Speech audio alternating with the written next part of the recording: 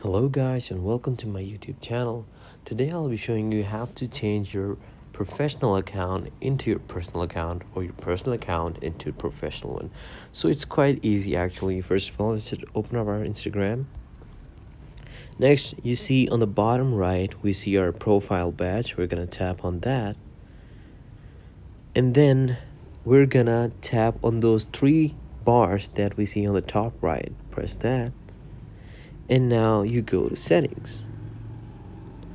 And once you come to settings, you're gonna go to the third last option, which is account.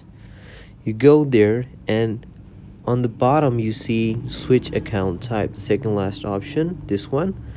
Press that, and you see it can convert back from, so my account is professional account, so I can convert it into a personal account.